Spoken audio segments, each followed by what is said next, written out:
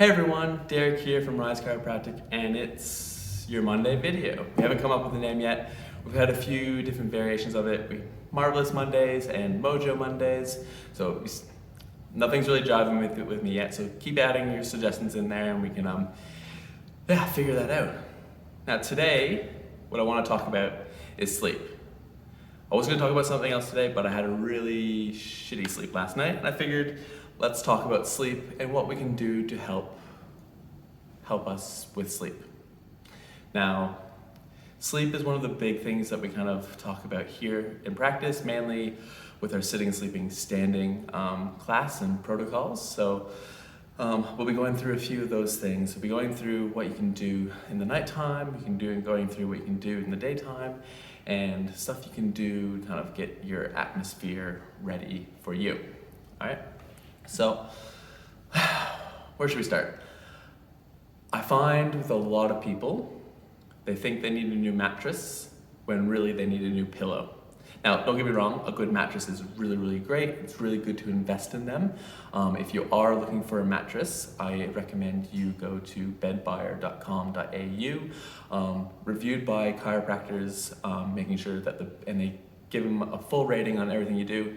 And then from there, you can go to your local shop, or you can order them online. They have top 10 lists for everything. Top 10 budget, top 10 in a box, top 10 luxury, but they have a ton of lists that would really benefit a lot of people. So check them out if you need a new mattress.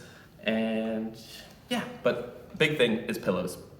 I find is that people either aren't sleeping correctly for their body type, or they are that's basically it. They're basically not sleeping correctly for the body type. And there's 3 different positions, and I'll touch on this quickly because we usually go through this in a sitting, sleeping, standing workshop, but we also have a webinar for that as well. If you guys are interested, free webinar, I'll put the link in the description as well. So basically, there's 3 positions. There's your stomach, there's your back, and there's your front, stomach, side, and back. Those are the 3. Now, usually, I suggest do not sleep on your stomach. There has been some research lately talking about the benefits for some certain conditions. Sleeping on your stomach may benefit you, but generally, don't sleep on your stomach. It's gonna really strain your neck through there. Now, if you're a back sleeper, and it really depends on your cervical curve and if you have any hyperkyphosis through there, but generally we want a flat pillow, if any. So really, really thin. If you have a bit more forward head carriage, or you're structurally stuck in that way, then build it up to that point. But ideally we want that to be flat through there. Now, if you're a side sleeper, there's a bit of a protocol to that, so I suggest you go to the webinar for that. But basically, we want to get you lying on your side and feeling stable, and when someone touches your shoulder and your hips and pushes you, you don't move too much. Now, if it's too low, you'll want to go onto your stomach, or you feel like you need to hold a pillow around your legs. If it's too high, you'll want to go onto your back, but generally, if it's too high, you probably won't like it because it'll just cause a little bit of grief through your neck through there. But yeah, those are the 3 positions. Figure out which one you do. If you want to look at the protocols, I'll put it in the description below, or comment below. Going to bed. Now, there's a few, everyone kind of knows lately, particularly with working from home and COVID, that blue light is not really the ideal thing for you, and people are trying to reduce their screen time before bed, which is great. Like, really, really good. Try to reduce it as much as possible, at least an hour to 2 hours before. If you can't, if it helps you wind down, there's a few things you can do. Now, if you're on your phone, most phones now have a night mode on there. Put that on, or you can download certain apps that can help you with that. So, I believe Flux, F.LUX,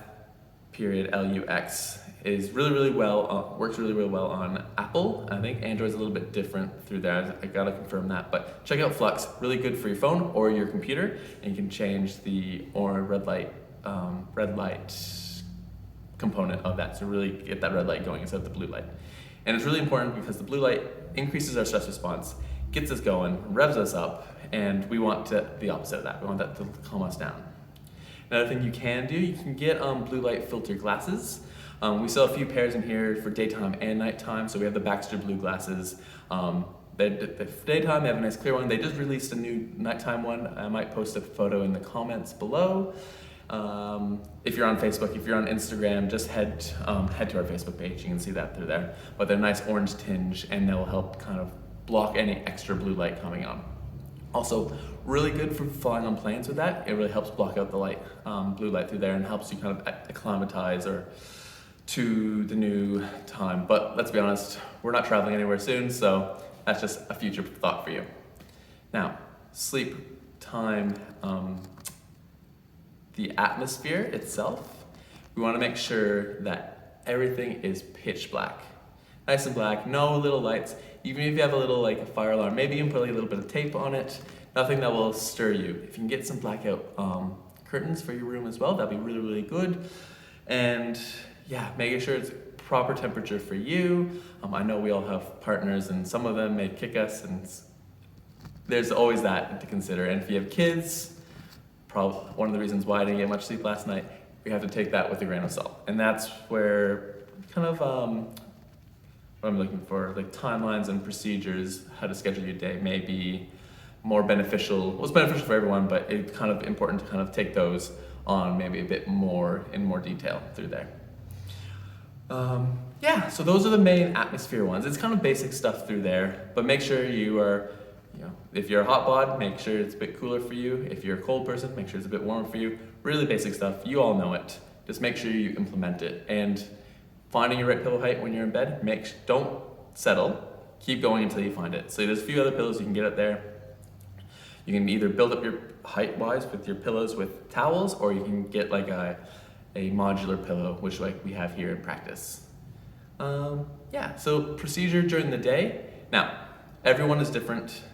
Some people are early risers, some people go to bed super, super late. There is a good book and quiz. I suggest you doing the quiz if you can't get the book. It's called The Power of When. It's written by a sleep doctor. I can't remember his name right now, but I will put the quiz link in the description. And basically what it is, there's 4 chronotypes, so 4 types of sleep that he's categorized, and he's labeled them by animals. So there's the lion, the bear, the wolf, and the dolphin. Now the dolphin, they do in the test, they kind of touch on this in the beginning to make sure that you're not this person, but basically it's an insomniac, you can't sleep, there might be some sleep issues there. Generally when we get older we kind of head towards that region through there. Now, the other 3, so there's the lion, which is an early riser, but also means that you get more tired throughout the day. There's the bear, which is not as early as the lion, wakes up a little bit later, has a good little crash point in the middle of the day, and then picks up energy at certain points in the day through there. Then there's the wolf, which is our late night people that stay up to 2 and they're perfectly fine. Everybody has a different productivity time in those times as well. So I suggest you do the quiz and just Google lion, bear, wolf, or dolphin, and look up like scheduling your day. I really suggest that. It's been really, really beneficial for me. And as you get older and as you go through life, you kind of vary. So for the longest time, I've been on the cusp of lion and bear. Now, since being with Winston, I'm becoming a bear, so that's what I am. Let me know what you guys are in the comments, and maybe we can talk about a bit more timeline stuff that you guys can do. What else?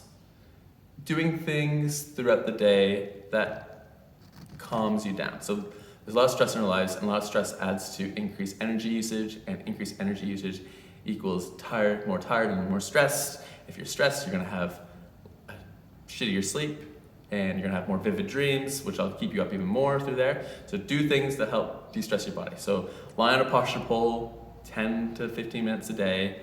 Get checked by a chiropractor because they will calm your nervous system down if there's any subluxations causing that nerve pressure. If you can, meditate. If you don't like meditating, do something that will bring mindfulness into your life. But yeah, those are the quick few tips that we can talk about sleep. If you have any questions, please put them below, and we'll see you all next Monday.